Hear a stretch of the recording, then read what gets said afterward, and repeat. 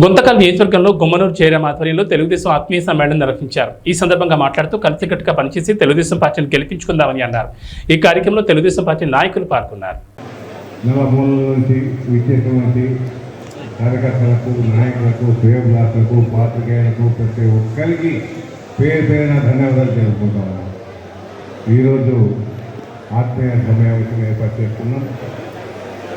ఇందులో చాలా చక్కగా మాట్లాడారు, కొన్ని విషయాలు నేను చెప్పారు. మాయాజీ గురించి ఏ విధంగా ఉంటుంది, ఏ విధంగా మన తెలుగుదేశం ప్రభుత్వం ఉన్నప్పుడు ఏ విధంగా చేశారు మైనార్టీస్కి అనే విషయాన్ని కూడా మీకు వివరించారు. అదేవిధంగా బీజేపీ, జనసేన పొత్తులతో మనం కూటమి ఏర్పాటు చేసుకుని ఈరోజు కూటమి అభ్యర్థిగా జయరాం గారిని ఏర్పాటు చేసి నిలబెట్టాము. అదేవిధంగా ఎంపీ అభ్యర్థిగా మన అంబికా లక్ష్మణ్ గారిని అభ్యర్థిగా నిలబెట్టాము. మరి వీళ్ళిద్దరిని మనం అందరూ గెలిపించుకునే బాధ్యత మన అందరిపైన ఉంటుందని మీకు అందరికీ తెలియజేస్తున్నాను. అయితే ప్రభుత్వ విధి విధానాల్లో చాలా లోపాలు ఉండి ఈరోజు పెద్ద అసమ్మతి అనేది ఏర్పడింది. కనుక ఈరోజు ఈ ప్రభుత్వం పైన మనం అందరము ఈ ప్రభుత్వం చేస్తున్న పరిస్థితి అంటే దుష్టమైన చర్యలను ప్రజల్లోకి తీసుకోవాల్సిన బాధ్యత ప్రతి ఒక్క కార్యకర్త పైన ఉందని మీ అందరికీ తెలియజేస్తా ఉంటాం. రాబోయే దినాల్లో ఖచ్చితంగా వచ్చేది తెలుగుదేశం ప్రభుత్వమే. చంద్రబాబు ముఖ్యమంత్రి అవుతారు.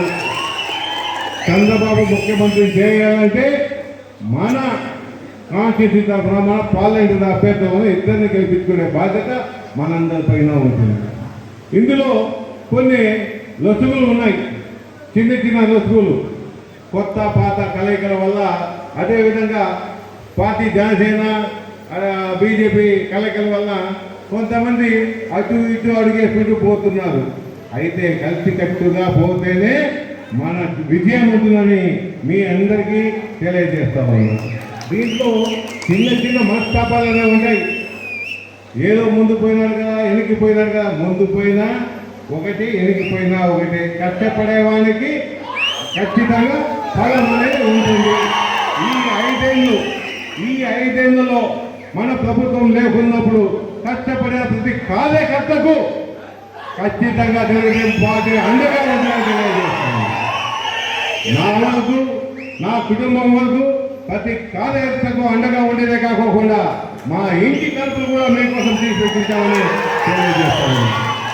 ఈరోజు చేసే ఈ ఎన్నికలు చాలా పరిష్టకరమైనవి. దీంట్లో ఖచ్చితంగా మనం విజయం సాధించుకోవాలి.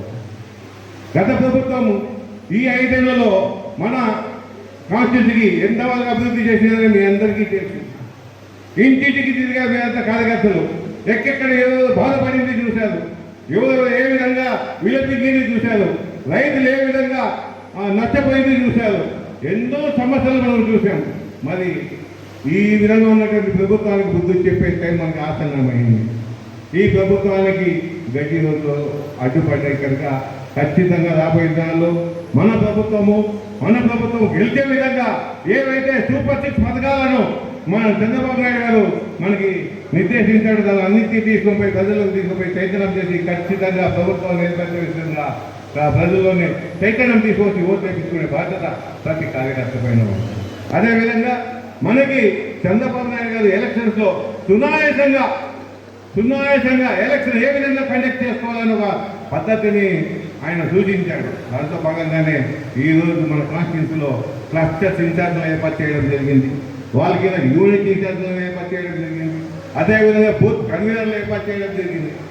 వీళ్ళందరికీ ప్రాధాన్యత కల్పిస్తూ వాళ్ళ ద్వారా ముందుకు తీసుకొని పోయి ప్రజల్లో మమేకం చేస్తే మనం ఖచ్చితంగా గెలిచే అవకాశాలు ఉన్నాయని మీ అందరికీ తెలియజేస్తాము. దీంట్లో ముఖ్యంగా ఏదైతే క్లస్టర్స్ ఇన్ఛార్జీలు ఉన్నారో వాళ్ళ భుజస్కంధాల పైన వాళ్ళ బాధ్యతలు వేసుకొని ప్రతి బూత్ కన్వీనర్లు ఆయన పని చేయించుకోవాలి, ఏ విధంగా పని చేయించుకోవాలో ఒక ప్లానప్ చేసుకొని ఆ ప్లాన్ పద్ధతిలో క్లస్టర్స్ ఇన్ఛార్జీలు చేసుకొని పోతే చాలా సునాయాసంగా ఉంటుంది. దీన్ని ప్రస్తుతం ఇక్కడ ఉన్నటువంటి అభ్యర్థులు కూడా గమనించుకొని ఏ విధంగా చూసుకోవాలని వాళ్ళందరితో మమేకమై చేసుకొని పోతే బాగుంటుంది. దీనిలో ఇంతమంది కలయికలో చెడు ఉంటుంది, మంచి ఉంటుంది. అన్నీ వింటూనే ఉండాలా, అన్నీ చూస్తూనే ఉండాలా. ఏదైతే మనకి మంచిగా అనిపిస్తుందో ఆ దిశలో మనం ప్రయాణం చేస్తూ పోవాలా. దాన్ని ఏదైనా మనం పొరపాటు చేసుకున్నామంటే ఈయన మొత్తానికి మనకి వ్యతిరేకత అనేది ఏర్పడుతుంది కనుక ముఖ్యంగా ఇట్లా అభ్యర్థిగా అయితేనేమి, ఇట్లా క్లస్టర్ ఇన్ఛార్జ్లకు అయితేనే, ఇట్లా కార్యకర్తలకు అయితేనే, నాయకులకు అయితేనే ప్రతి ఒక్కరికి తెలియజేస్తాను. భేదాభిప్రాయాలు పార్టీలో ఎక్కడా ఉండకూడదు, కలిసికట్టుగా పనిచేసుకుంటేనే మనం విజయం సాధిస్తామని తెలియజేస్తా ఉన్నాను. కనుక రాబోయే దినాల్లో ఖచ్చితంగా మీరందరూ కష్టపడి ఈ కాన్స్టిట్యూన్సీలో మన తెలుగుదేశం జెండాని ఎగరేస్తారని ఆశిస్తున్నాను.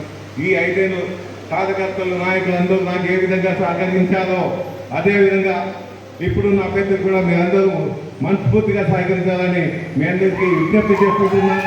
రాబోయే దినాల్లో మనం ఖచ్చితంగా విజయం సాధిస్తాం. అదేవిధంగా అభ్యర్థులకు కూడా తెలియజేస్తా ఉన్నా, ఈ 5 ఏళ్లలో కష్టపడిన నాయకులు ఎవరు ఉన్నారో వాళ్ళని విస్మరించుకోకుండా వాళ్ళకు కూడా న్యాయం జరిగే దిశలో మీరు ముందుకు పోతామంటే వాళ్ళ సహాయ సహకారాలు, అదేవిధంగా కొత్త వాళ్ళను విస్మరించని నేను చెప్పడం లే, కొత్త వాళ్ళని కూడా కలగేసి చేసుకుని వాళ్ళకి న్యాయమైన పద్ధతిలో, అదేవిధంగా జనసేన బీజేపీ నాయకులు కార్యకర్తలు ఉన్నారు కనుక వాళ్ళకి న్యాయం జరిగే విధంగా ముందుకు పోతామంటే నాయకులు అనేవాళ్ళు ముందుకు 4 ఏళ్ల పాటు సక్సెస్ఫుల్లో నడుస్తూ పోతాం కనుక ఈ దృష్టిలో ఉంచుకొని ప్రతి ఒక్కరు ముందుకు పోవాలి.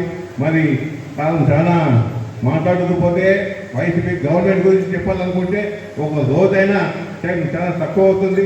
ఇప్పుడున్న పరిస్థితుల్లో టైం చాలా తక్కువగా ఉంది కనుక ఇంకా నాయకులు చాలామంది మాట్లాడవలసింది కనుక వాళ్ళని మాట్లాడే విధంగా మీరందరూ సహకరించి ఈ కార్యక్రమంపై విధంగా మీరందరూ ఇంకొకసారి మీకు మనవి చేస్తున్నా, నాకు ఇచ్చిన సహాయ సహకారాలు ఇప్పుడు ఉన్నటువంటి వ్యక్తికి కూడా ఇచ్చి మీరు ఆదరిస్తారని మనస్ఫూర్తిగా కోరుకుంటూ సెలవు తీసుకుంటున్నాను. Sir thank you.